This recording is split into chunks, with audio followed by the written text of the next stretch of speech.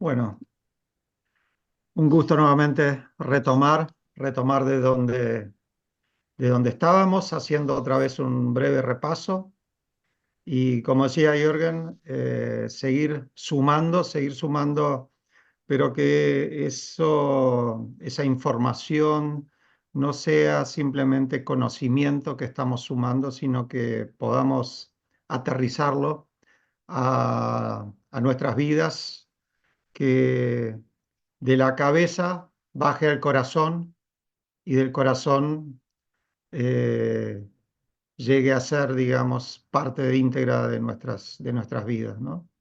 Eh, es un vivir buscando la paz con Dios, la paz con los demás y recibir ese regalo de la paz. Es un modo de vida más que una enseñanza, más que una teología, por decirlo de una forma, ¿no? Entonces hoy vamos a hacer otra vez un breve repaso y vamos a ir ahí en el paso 2 en la pacificación asistida, ver cómo vamos involucrando a otros y ver algunas formas alternativas de resolución. Eso nos va a estar ocupando el resto de la charla de hoy. Y así que vamos avanzando y al final tendremos otra vez el laboratorio. Hemos compartido, aparte del testimonio que mencionaba Jürgen, el, el documento con un texto, con la misma historia de la última vez, pero ahora un poco con algún ingrediente adicional, ¿verdad? Que ustedes van a ver hoy y que de alguna forma estaremos abordando. No siempre la, el conflicto se resuelve en los primeros pasos, en los pasos que vimos hasta ahora, en el uno a uno, ¿no? Que idealmente debería serlo así, pero de alguna forma Jesús ya sabía eh, nuestra dureza de corazón, de tantos elementos que influyen de que finalmente el conflicto no se esté resolviendo en esa primera etapa y necesitamos involucrar a otros. Y de eso básicamente vamos a estar tratando hoy. Entonces, esta lámina que ustedes ya conocen, ya han visto en todas las clases que hemos estado compartiendo, eh, vamos a estar profundizando esas flechas, digamos, vamos a estar profundizando el significado de cada una de esas flechas, porque vamos a estar viendo los pasos de escalamiento precisamente, ¿no? O sea, hoy profundizándonos más y sin detenernos, o sea, tomando como base el uno a uno que ya vimos, pero cómo ese uno a uno luego aún requiere a veces de la ayuda de otros para poder transformarse en una realidad y poder resolver las disputas, tanto personales, relacionales, como llegar a un acuerdo en los temas materiales, que de eso vamos a estar hablando hoy, específicamente del tema de negociación también, algunas pautas simplemente. El objetivo de la clase de hoy va a ser eh, transmitir esperanza de alguna forma en cuanto a que cuando eso que hemos visto la última vez y lo hemos practicado en el laboratorio, digamos, en el ejercicio, cuando ese uno a uno no termina de la mejor manera, no se resuelve lo que nosotros anhelábamos, no nos desanimemos. Siempre hay un paso más para dar, siempre hay algo más para hacer. Y de eso algo más, de esos pasos, de ese mapa de ruta es lo que vamos a hablar esta noche para que ustedes sepan, bueno, esto no termina acá. Quizás, y ese fue mi testimonio de alguna forma que compartí en la primera clase, de que cuando en el uno a uno ya no hay, se nos agotan los recursos, ya no sabemos cómo resolver, eh, involucrando a otros, es donde todo adquiere otra dimensión y realmente empezamos a ver, bueno, aquí es donde Dios está comenzando a trabajar en nuestro corazón tal como vimos, tratando de no entrar en esas respuestas humanas, de escaparnos del conflicto, digamos, negarlo, tampoco de ir y atacar a la otra persona y buscar simplemente ganar la disputa, sino buscar esas respuestas bíblicas, esas respuestas de paz que tendrán como objetivo esa glorificación del Padre. O sea, a través de nuestro accionar, Dios va a estar siendo glorificado. Eh, por eso es un modo de vida, como decíamos hoy, y es un modo de vida a través del cual nosotros vamos a estar dando testimonio de ese anhelo, de esa lucha y de que parte de nuestro propósito de vida es dar ese testimonio también en nuestros hechos y en la forma que interactuamos con los demás. Por eso es esa regla de oro de tratar a los demás como queremos ser tratados. Eso es de alguna forma parte de ese mensaje central de Jesús en el Sermón del Monte, ¿verdad? Eh, y esa regla de oro va a dar como resultado el resultado de oro, digamos, cuando las diferentes partes aplican esa regla de oro. Pero para llegar ahí hay que dar algunos pasos, como vimos, pasar por alto puede ser la primera opción, siempre lo es, eh, perdonar y dar vuelta a la página, ¿verdad? Y ya, digamos, no negar el conflicto, sino conscientemente, ya ahora con lo que ustedes han aprendido de lo que implica el perdón, eh, tomar esa opción que nos da Proverbios 19:11, dice que es eh, pasar por alto la ofensa, digamos. O sea que ese es el juicio nuestro, es la libertad que Dios nos da de decidir por nosotros mismos si no es la mejor opción de pasar por alto esa ofensa.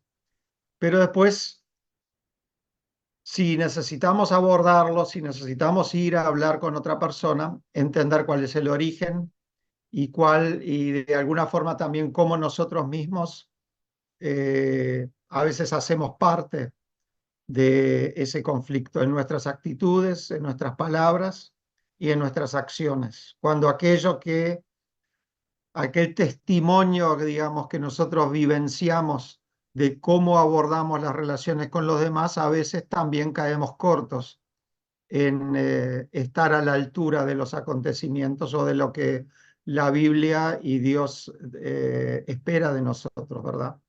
Y entonces toca mirar el corazón, mirar en nosotros mismos y ver si no hay algún ídolo, algún elemento, algún anhelo que de alguna forma haya sido elevado a un nivel no apropiado. Entonces, porque si anhelamos algo con tanta fuerza, que pensamos que si solo lo tuviera sería feliz, me sentiría realizado y estaría resuelta mi vida. Eso, si no es eso, no lo encontramos en Dios o no lo buscamos en Dios, es porque hay otro ídolo en nuestra vida, ¿verdad? Y eso es lo que apunta ese pasaje ahí de Santiago. Entonces, el origen de nuestros conflictos está en el corazón. Como dijimos, si queremos llegar al corazón del conflicto, vamos a tener que lidiar con el corazón, porque el corazón del conflicto está precisamente acá, en nuestro interior. Y vimos esa espiral o esa escalera descendiente de la idolatría, es decir, cuando mis deseos se convierten en exigencias, lo cual tiene como resultado a veces frustraciones porque no logramos lo que estamos esperando, entonces juzgamos y por ende, cuando identificamos quién es el culpable, por decirlo de una forma, eh, muchas veces inconscientemente lo castigamos porque no lo tratamos con el amor que lo veníamos tratando, no lo tratamos de darle, transmitirle señales de que nos debe algo, de que nos está haciendo impedimento para lograr ese anhelo que nosotros queremos. Y salir de esa situación siempre pasa por el arrepentimiento, por la confesión y por el cambio, para que aquello que adoramos, aquello en lo que nosotros ponemos el temor, eh, a donde se dirige nuestro amor y de donde depositamos nuestra confianza, sea en nuestro Padre Celestial, y a través de Él, de esa interacción, entonces también podamos amar a los demás como a nosotros mismos. Y de ahí surgía el tema, como la salida de eso es el arrepentimiento y la confesión, esos elementos que habíamos visto que componen una confesión sincera o que pueden llegar a ser parte y que habíamos aprendido de eh, utilizar, digamos, a conciencia y de acuerdo a la situación para formular o, digamos, sí, formular una confesión sincera.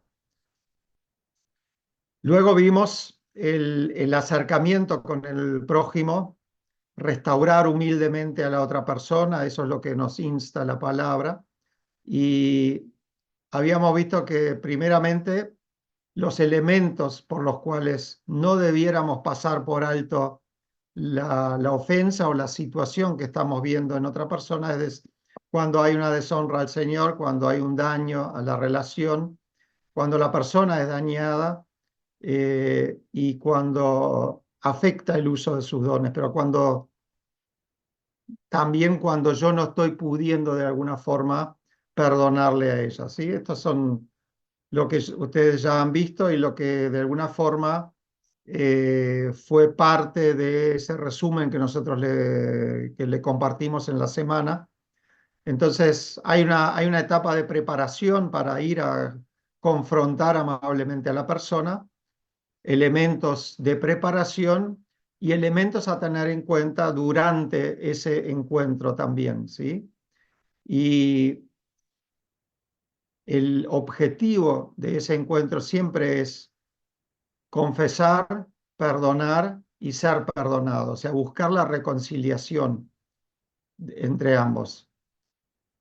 Y dentro de esa interacción, de ese intercambio, tratar a los demás como quisiéramos ser tratados. O sea, preguntarnos una y otra vez cómo quisiera yo ser tratado en una situación similar, cómo quisiera que alguien me hable cuando se me acerca para confrontarme con alguna cosa con la que yo le herí o digamos, lo lastimé, ¿verdad? Entonces, en ese panorama amplio vimos los diferentes pasos del conflicto y básicamente hoy vimos dos, hasta ahora, perdón, vimos dos, pasar por alto y hablar la verdad en amor. En esos dos primeros pasos, que es la conciliación eh, personal o digamos de uno a uno, eh, vimos que entra la confesión, o sea, el sacar la viga a nuestro ojo, entra la confesión, entra el perdón y la reconciliación a nivel personal.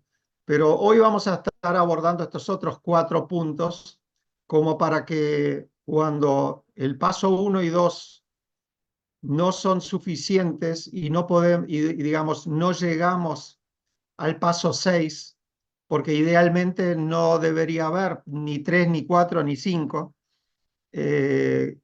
al hablar la verdad en amor, deberíamos ser capaces de perdonar, restaurar y ser perdonados también. Y a través de ahí obtener la reconciliación. Pero bueno, como sabemos, por algo la palabra ya nos da herramientas también de cómo ir involucrando a otros. Y de eso es lo que queremos, entonces, con ese resumen previo, internarnos un poco más hoy. Involucrando a otros, o sea, ¿cuál es el rol de esa persona a la que nosotros vamos a estar pidiendo ayuda. Le llamamos mediación o conciliación o conciliador, mediador, conciliador, podríamos usar cualquiera de esos términos. Se basa en ese versículo de Mateo 18-16: lleva uno o dos contigo. Y ese mediador va a estar eh, asumiendo diferentes roles o puede llegar a tomar diferentes roles. Eh, pero básicamente estaríamos hablando de una persona, de una persona que sea madura en la fe, y como habíamos hablado, solamente vamos a ir por este paso cuando ya hemos decidido que no es posible pasar por alto la ofensa, y el segundo paso de hablar en privado no ha tenido el resultado esperado, ¿sí? Entonces, los mediadores, los conciliadores, nos van a aportar diferentes temas a a ese diálogo, a esa interacción con el otro, ¿sí? Y otra vez está siempre esa regla de oro, de alguna forma, que nos va a hacer preguntarnos qué esperamos y qué esperaríamos de un conciliador. En primer lugar, tiene que ser una persona de confianza, o sea, va a haber un aspecto personal. La palabra que pusimos ahí, pasaporte, porque el pasaporte de alguna forma ejemplifica lo que, lo que esa persona va a representar para nosotros. Nosotros cuando vamos a un país, y no estoy hablando del Mercosur, donde viajamos con la cédula de identidad, eh, vamos con un pasaporte, y cuando llegamos al país lejano nos presentamos en migración, va a haber algo que nos identifica, que es ese pasaporte. Y si ese país tiene un vínculo diplomático, un vínculo de migratorio, digamos, con nuestro país o con el país que emitió ese pasaporte, nos va a permitir acceder y nos va a permitir entrar a ese país. Y porque hay una relación de confianza por encima, digamos, que está dada por ese pasaporte. Bueno, de alguna forma eso es lo que se ejemplifica en esa relación personal. Otros dicen, bueno, es como tener una cuenta de caja de ahorro y con un saldo positivo, ¿verdad? Pero tiene que haber confianza, tiene que haber compasión en el sentido de que a la persona a quien yo invite o le pida ayuda, me voy a preguntar, ¿le intereso yo realmente a esa persona? A esa persona, si yo le cuento mi situación, ¿será realmente capaz de involucrarse digamos, acompañarme? ¿Tendrá entendimiento y una mirada de querer ayudarme, digamos, en esta situación? Pero a veces aún esa compasión en sí no es suficiente, y de la misma forma, quizás más inconsciente que consciente, me voy a estar preguntando, ¿esa persona tendrá la capacidad de darme una mano con esto? Eh, ¿Tendrá no solo la empatía, no solo que es una persona muy cercana con la que tengo toda la confianza, sino que es una persona madura en la fe? ¿Realmente yo puedo confiar de que también tendrá los recursos como para que que haga una diferencia, digamos, a lo que yo ya he abordado hasta aquí? Por eso esos tres elementos, las tres C de ese aspecto personal.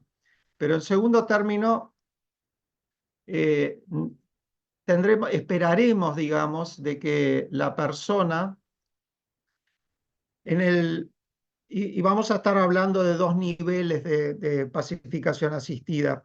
Una más informal, en la que yo invito a la persona, y es la que vamos a practicar seguramente hoy al final de la clase, donde la persona va a estar participando en primer lugar como un oyente, como alguien que, digamos, la mera presencia de esa persona en un diálogo uno a uno, de la mera presencia de un tercero, hace de que el diálogo de alguna forma se vuelva más respetuoso, no haya tanta acusación, no haya desvíos, palabras o, sí, digamos, baje el nivel, digamos, de la y haga que la gente se controle, las partes se controlen más en su diálogo, ¿sí? Em, cuando, y entonces las partes van a tener, digamos, en ese diálogo más moderado la capacidad de ir avanzando en buscar una resolución del conflicto. Cuando eso no ocurre, esa persona, ese mediador, ese conciliador va a estar tomando algún rol un poco más activo en la conversación, ¿sí? Pero si aún ese rol activo no pudiera no resolver el tema, hay un proceso que ahora vamos a ver un poco más adelante que se puede aplicar. Entonces, está el tema del acceso personal y está el tema del proceso, un proceso justo y ordenado, y, y que ese proceso tenga como resultado, digamos, buscar soluciones justas para las dos partes.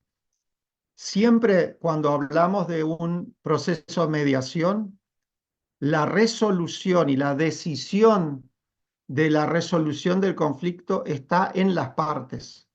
El mediador, el conciliador, solo ayuda a las partes a que ellas por voluntad propia lleguen a un acuerdo, ¿sí? Ese es el proceso de, de esa tercera persona. Eh, Después vamos a ver que aun cuando esa intervención de mediación no resulta suficiente, bueno, hay otro escalamiento que también la palabra en ese mismo pasaje de Mateo 18 lo prevé y nos va a estar eh, asistiendo, digamos, va a estar dando lineamientos. Pero por ahora, quedémonos con esto. Entonces, las tareas de los conciliadores es lo que hablábamos recién, fomentan el dominio propio, la cortesía, hacen preguntas ya en un rol un poco más activo, aconsejan, amonestan por medio de la palabra y de alguna forma están, con todo ello, multiplican o aumentan la cantidad de recursos para buscar una solución. Pero también en el caso de que los mediadores, con todo ese aporte que haya hecho el mediador, no se llegue a una resolución, podrían ellos ser quienes, al ser personas de la iglesia, al ser personas maduras en la fe, van a ser de alguna forma neutrales en reportar o involucrar a otras personas del liderazgo de la iglesia como para ir a llevar el conflicto o involucrar a personas para, digamos, escalar a un siguiente nivel para buscar una solución a ese diferendo.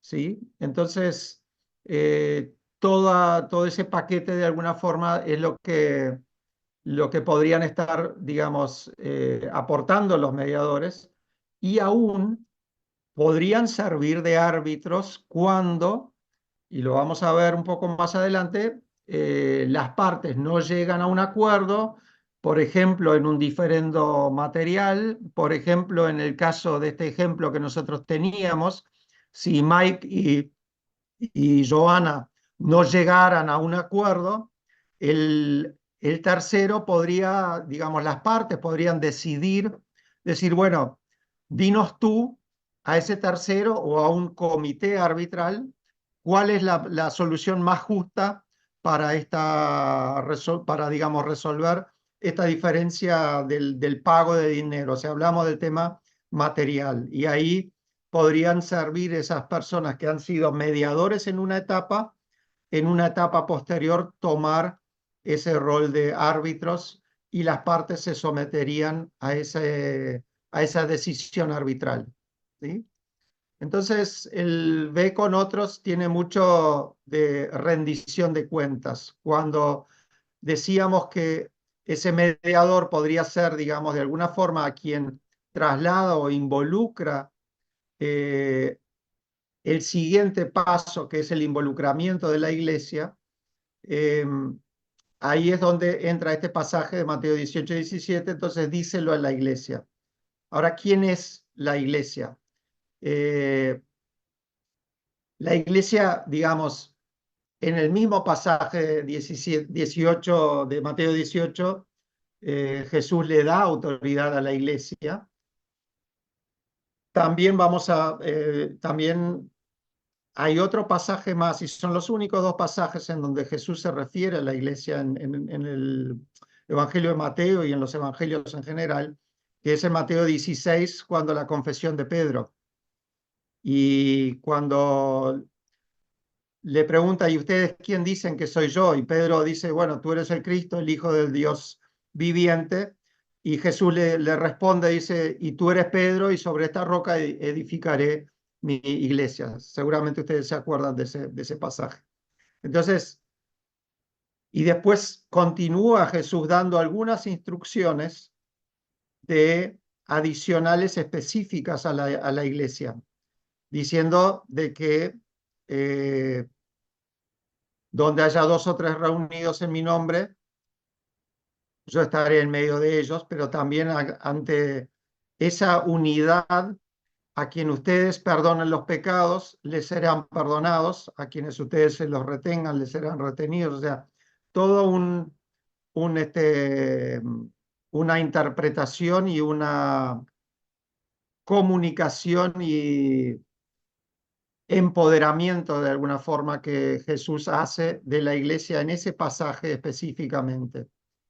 Pero Dios también, Pablo lo escribe en la carta a los Corintios, le habla de que se preparen para actuar como árbitros para resolver diferendos o diferentes conflictos en 1 Corintios 6. No vamos a entrar en detalle de lo que dice allí, pero son las bases bíblicas de lo que estamos hablando, ¿sí? Entonces, él díselo a la iglesia, en un primer lugar, es a los líderes. Recuerden que estamos hablando del escalamiento del conflicto, estamos hablando de que partimos de que el conflicto se resolvía entre dos personas, en el diálogo personal del uno a uno. Bueno, no fue posible resolverlo allí. Involucramos a un tercero que ofició de mediador pasivo, de mediador activo luego. Ya tampoco fue posible, por lo tanto, él ahora está involucrando a la iglesia, pero a lo que quiero ir es, vamos de un ámbito privado a un ámbito que se está haciendo cada vez más público. Pero cuando dice Jesús ahí en Mateo 18, díselo a la iglesia, también allí la sabiduría debe ser de los pastores, de los líderes, de que ese conflicto aún se siga manteniendo lo más encapsulado, lo más íntimo posible, y por lo tanto vamos a estar involucrando solo algunas personas del liderazgo de la iglesia para ver si desde ahí se puede llegar a una solución del problema, ¿no? Si no oye a ellos, uno o dos, dilo a la iglesia lo que habíamos visto. Y otra vez pasajes hablando de las responsabilidades de los pastores, pero también de los miembros, de someterse a lo que es el liderazgo puesto por Dios sobre la iglesia y del cual ese liderazgo tendrá que rendir cuentas delante de Dios, como lo dice en 1 Pedro, también en otros lados. Tiene que tomar o está llamado a tomar responsabilidad sobre algunas de las situaciones. Entonces vemos allí diferentes pasajes que nos instan a ello, ¿sí?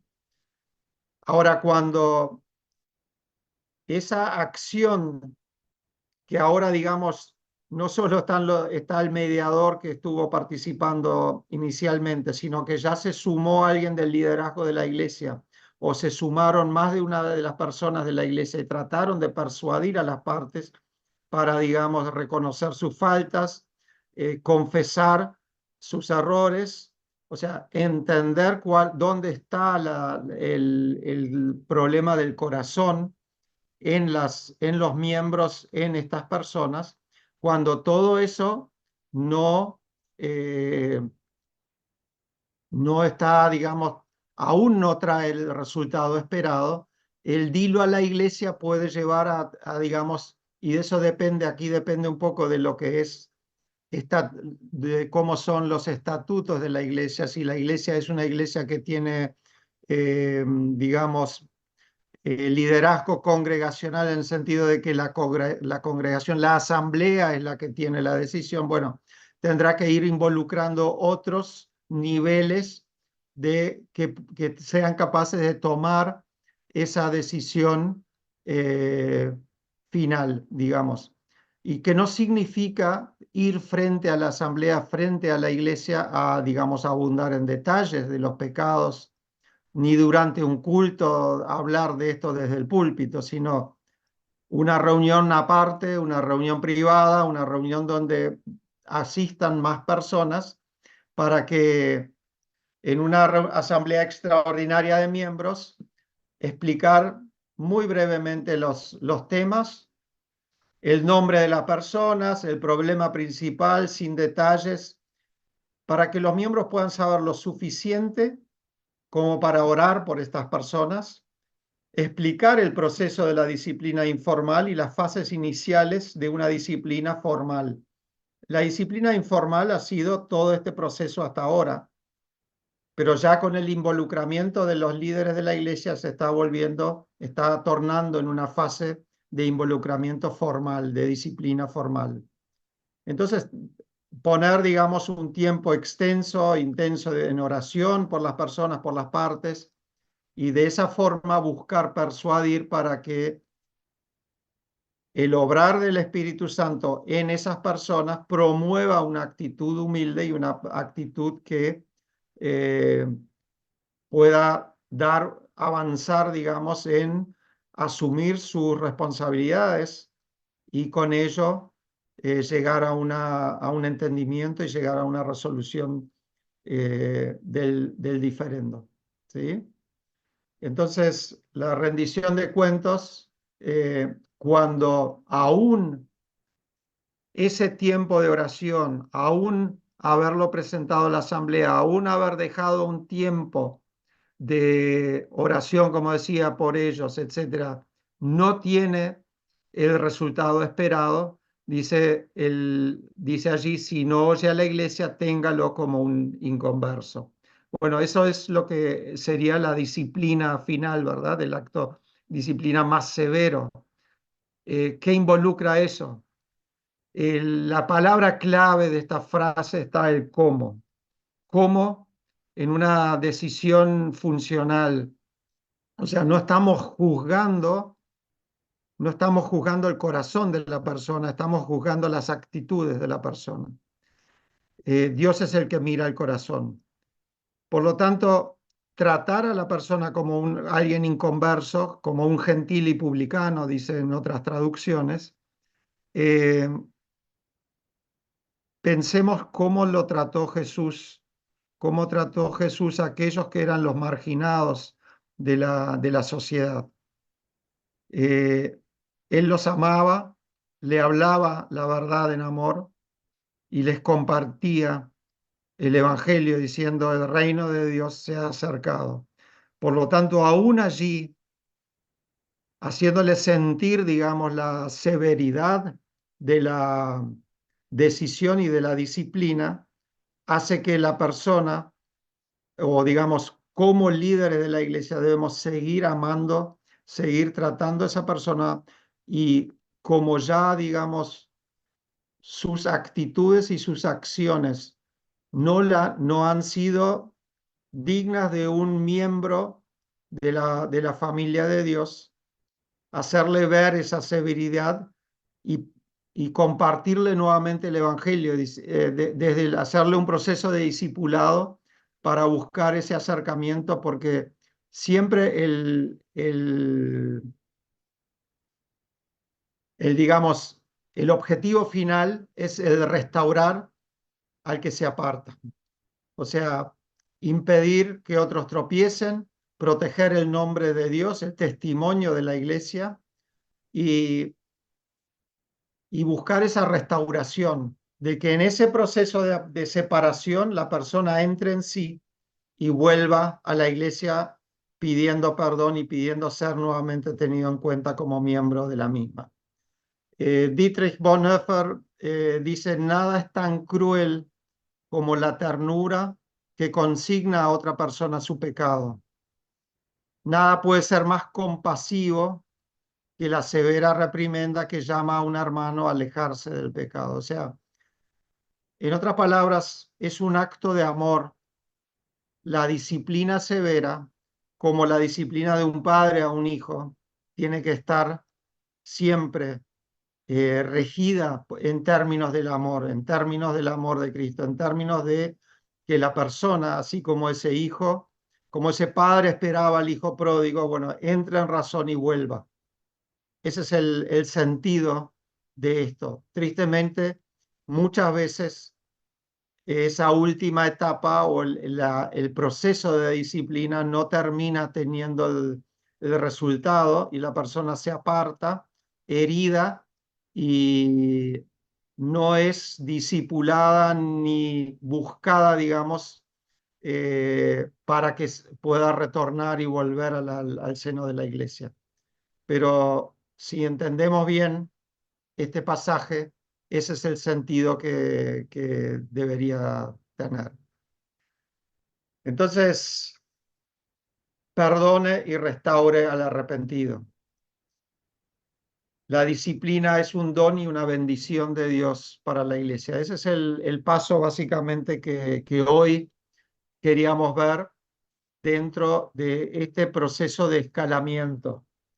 Y vamos a mirar ahora algunos aspectos adicionales donde nuevamente cuando llegamos a un extremo y todo esto no haya resultado, eh, cuando todo parece en vano, recordar esto que ya compartíamos la otra vuelta, ¿verdad?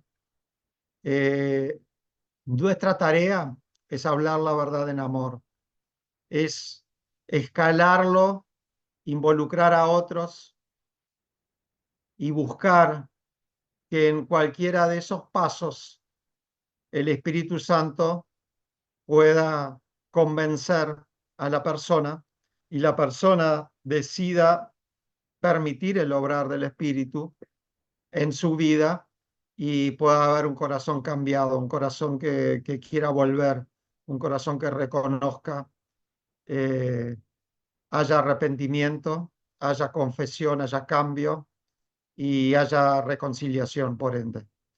Pero mientras eso no ocurra, nosotros solo podemos orar por ellos, seguir amándolos y esperar activamente a que aquello que nosotros no somos capaces de hacer, aquello que es la tarea de Dios, ocurra en algún momento del tiempo por delante. ¿Sí? Entonces, cerrando, digamos, esa parte quiero compartir con ustedes, eso, hasta aquí, digamos, llega lo que habíamos visto de esa loma resbaladiza eh, y de las formas primarias de alternativas o digamos primarias de pacificación asistida. Ahora vamos a mirar algunas otras formas para resolver disputas, entre las cuales está la mediación que nosotros vimos recién, la negociación, que es lo que vamos a estar viendo ahora, algunas pautas de negociación por los asuntos materiales. El tema del arbitraje, cuando la negociación sobre temas materiales no tiene éxito, las partes no llegan a un acuerdo, en lugar de llevar ese diferendo a un litigio, a una corte civil, que es lo que implica el litigio, el arbitraje es ese rol de alguna forma que Pablo describe en 1 Corintios 6, en donde personas sabias, personas maduras en la fe, personas de confianza, eh, buscan cuál es la mejor solución sí, la mejor solución para ese diferendo material, y las partes se someten a esa decisión arbitral. Entonces, todo ese conflicto, tanto en lo relacional como en lo material, se estaría resolviendo dentro del ámbito de la iglesia, con la ventaja de que en el ámbito de la iglesia hay diferentes jurisdicciones que se abordan. Está la jurisdicción de lo, digamos, material y legal delante de Dios, de lo que nos insta la palabra, pero también está la jurisdicción de lo relacional, de lo que son pecados, actitudes, acciones, palabras, etcétera. Porque cuando vamos al litigio, que es la Corte Civil no tiene jurisdicción sobre lo que son nuestras actitudes y nuestra personalidad. Ellos van a buscar una solución al diferendo material solamente, y probablemente el- la diferencia, o digamos la parte relacional, nunca se termine de resolver, sino que aún pueda profundizarse, ¿verdad? Porque típicamente en el litigio las partes contratan a los abogados más competentes y buscan ganar la disputa. Y ese litigio, ¿se acuerdan que está en la loma resbaladiza como una de las opciones de ataque? O sea que son formas humanas de resolución. Sí, digamos, sí hay situaciones de borde que podrían, digamos, ameritar eh, escalar una situación quizás en el mundo empresarial, a, digamos, involucrar la Corte Civil por temas legales en donde de alguna forma se está ofendiendo las leyes del país, y allí la iglesia, digamos, no tiene jurisdicción, pero siempre debería ser parte la iglesia de que, aparte de una solución judicial, haya también una solución relacional y una solución de restauración de la relación entre las partes, ¿sí? La forma, digamos, que aborda más ampliamente todo esto que vimos hasta ahora es la conciliación cristiana. Esa es la conciliación, o sea, personas que se hayan preparado para buscar, digamos, ante cada situación, cuál es la mejor manera de abordar este tipo de diferendo. Entonces, vimos los diferentes pasos de lo relacional. Era pasar por alto, y si no, la reconciliación. Después, si la reconciliación no tiene efecto, es la mediación. Si la mediación, donde las partes tienen, digamos, la voluntad, o digamos, el poder de tomar la decisión, no resuelve, bueno, involucramos a la iglesia. Y en el otro sentido, lo material, otra vez, es pasar por alto. Digamos, ¿se acuerdan que habíamos hablado de gracia y misericordia frente a una situación? Yo podría condenar una deuda y decir, no, no vale la pena pelear por esto, aún en lo material, pero si voy a ir, digamos, a buscar lo que son mis derechos y tratar de reclamar esa compensación, ese pago, lo que me deban, va a haber un proceso de negociación. Si esa negociación no tiene éxito, otra vez involucramos a terceros, y el tercero, digamos, la mediación podría desembocar en un proceso arbitral, como ya explicamos, y sobre todo, digamos, la iglesia estaría siendo parte de que cuando haya una decisión arbitral, las partes que inicialmente se sometieron, o de palabra por lo menos se sometieron a aceptar esa decisión arbitral, finalmente lo cumplan también. Entonces la iglesia o los líderes terminan siendo como testigos del cumplimiento de la promesa o del compromiso asumido por las partes en ejecutar esa solución arbitral a la que se hubiera llegado.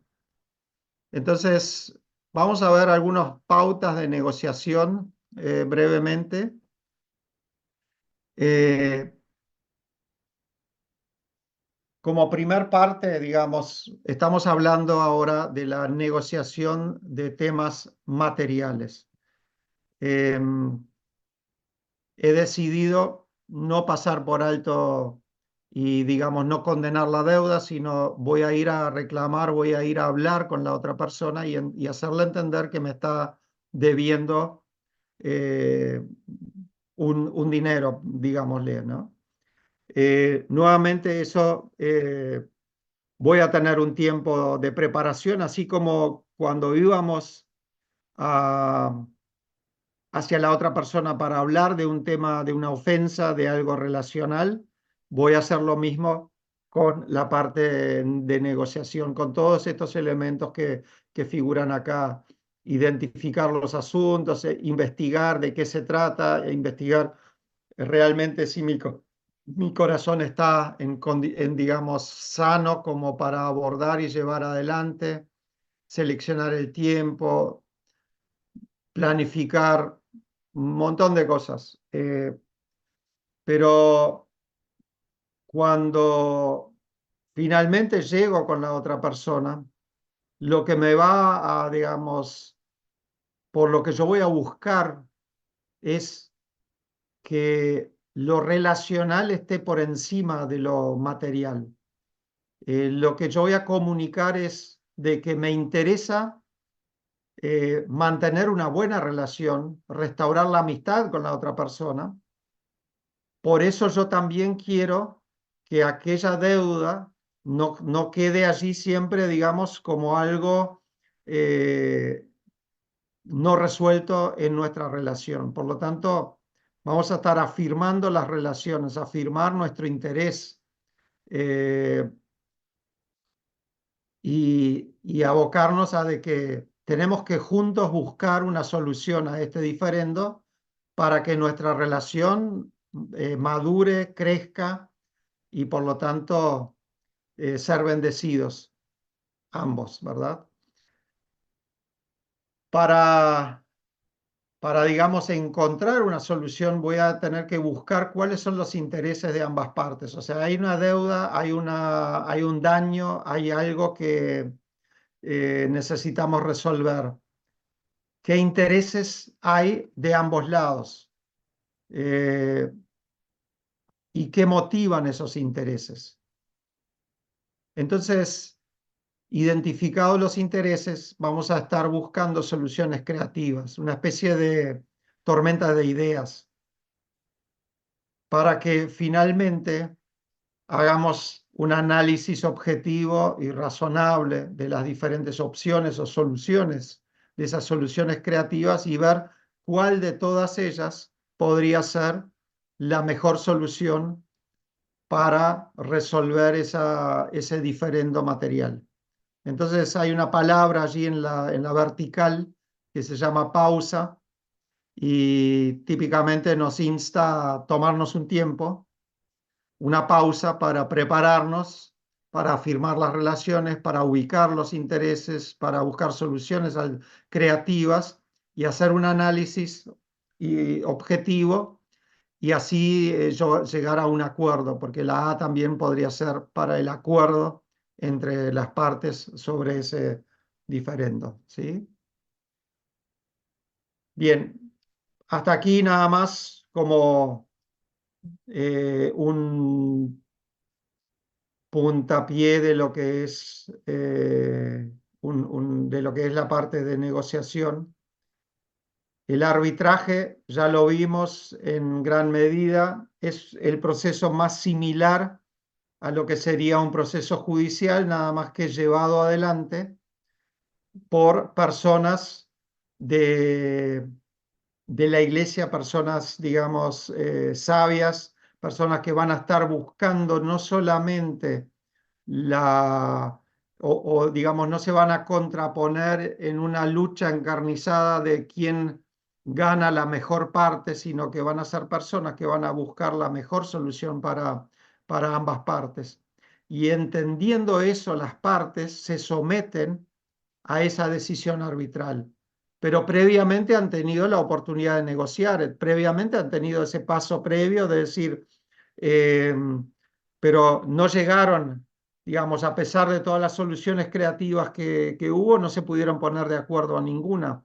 Entonces buscaron la ayuda de un tercero, el tercero trató de persuadir a uno o a otro y buscando que las partes pongan, digamos, logren un acuerdo sobre alguna de las soluciones expuestas.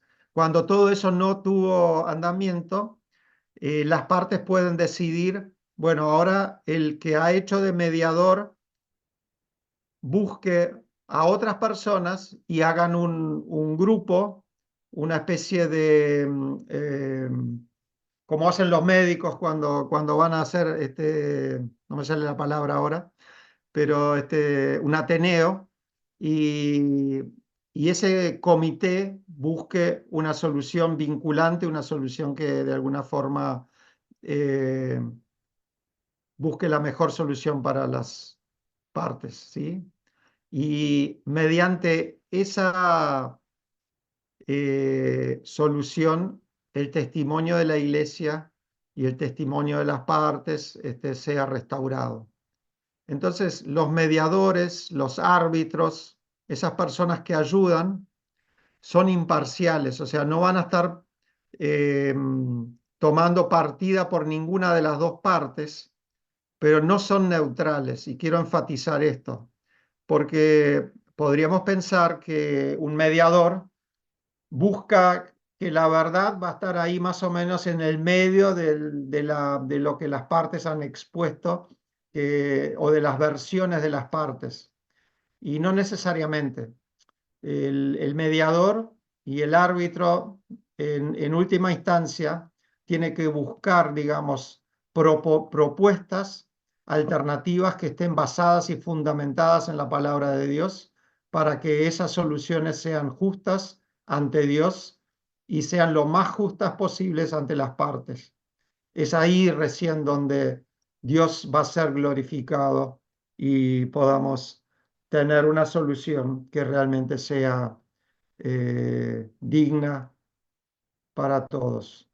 Entonces, ya hablamos de lo que es el litigio, de que es una solución extrema, pero siempre va a haber intereses contrapuestos, por lo tanto no es recomendable, no tiene jurisdicción la Corte Civil en lo que son los temas relacionales, por lo tanto normalmente el costo a nivel espiritual, emocional y aún financiero es mucho más elevado e involucra muchas veces tiempos de años, etcétera. Entonces, hay muchos elementos por los que Pablo en su momento instaba a la iglesia de Corinto y, y elementos que se mantienen al día de hoy, donde como iglesia deberíamos involucrarnos más en este tipo de soluciones, tener personas preparadas para que,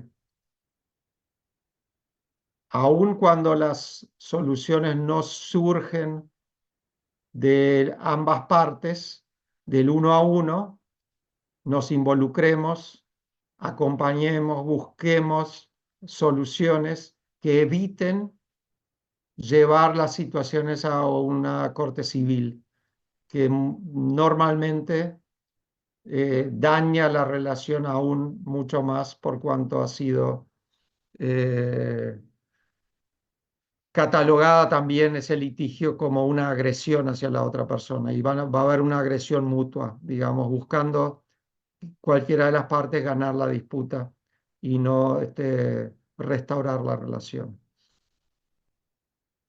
Así que de todo ese contexto, de toda esa constelación de soluciones, eh, surge un modelo que es la conciliación cristiana, que es un proceso que habla de coaching y mediación, o sea, de coaching podríamos decir de un mentoreo y de la mediación.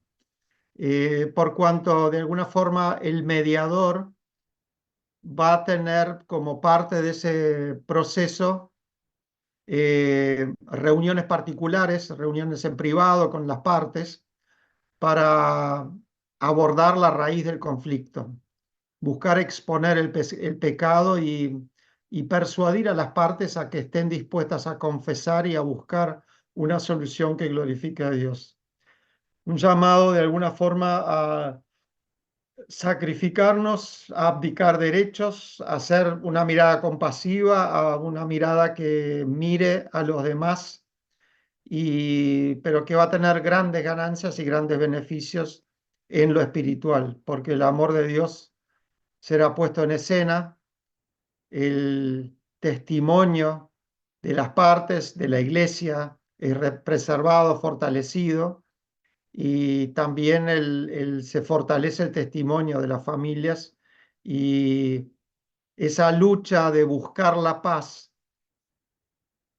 Jesús la eh, honró cuando en el Sermón del Monte dice, bienaventurados los pacificadores, porque serán llamados hijos de Dios.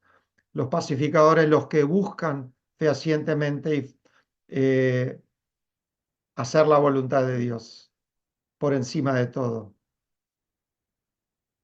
Y finalmente, cuando una conciliación tiene éxito, Dios es glorificado por el testimonio que dan las partes y no necesariamente, pero también por el accionar de los conciliadores. Pero sí, digamos, ellos no son el centro de la escena, sino Dios es el centro de la escena y el mejor testimonio es cuando las partes van a dar testimonio o van a estar comentando de lo bien que fueron tratadas por los mediadores, por las personas que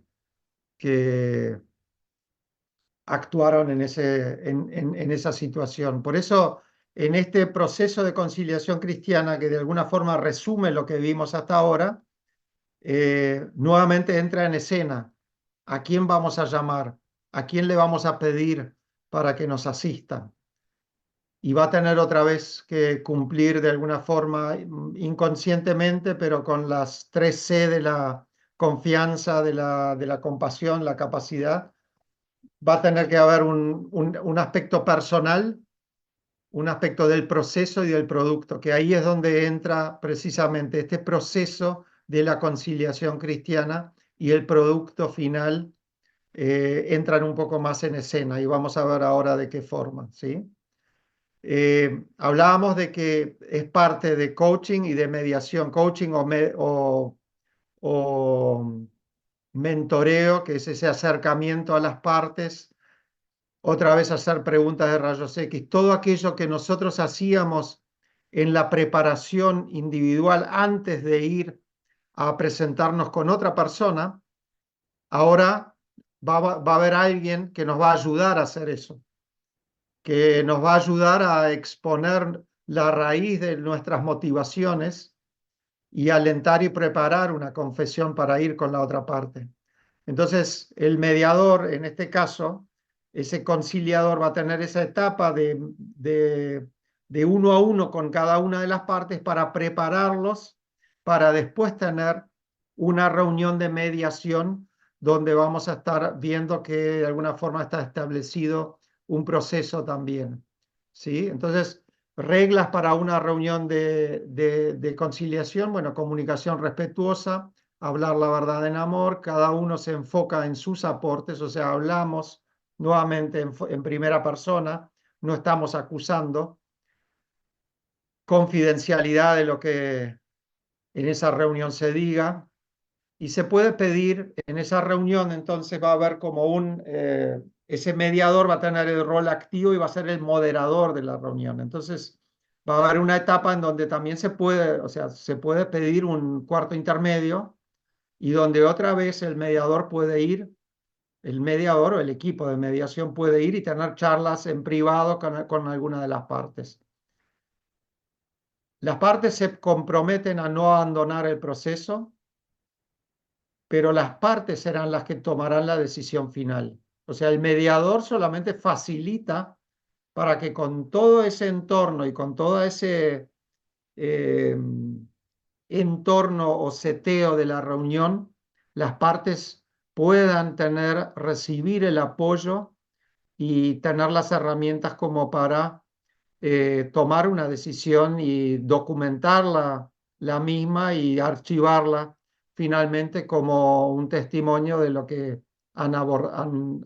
del resultado que han llegado, ¿no? Entonces, típicamente una reunión de mediación de este tipo, luego de que ya se tuvo las reuniones en privado con cada una de las partes, ahora tenemos la reunión de mediación o ese encuentro. Habrá un saludo, reglas iniciales de lo que básicamente leímos recién.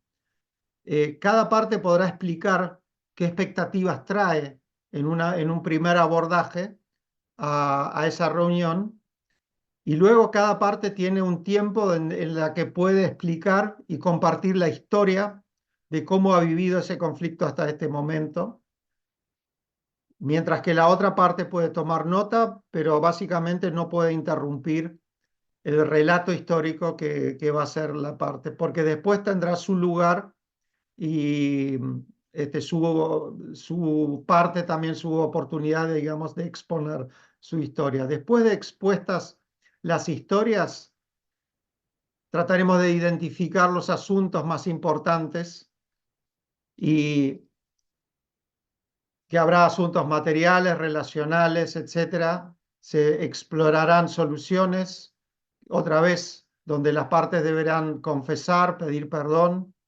eh, y buscar la restitución en lo que sea material y lo que sea relacional, y otra vez llegar a un acuerdo.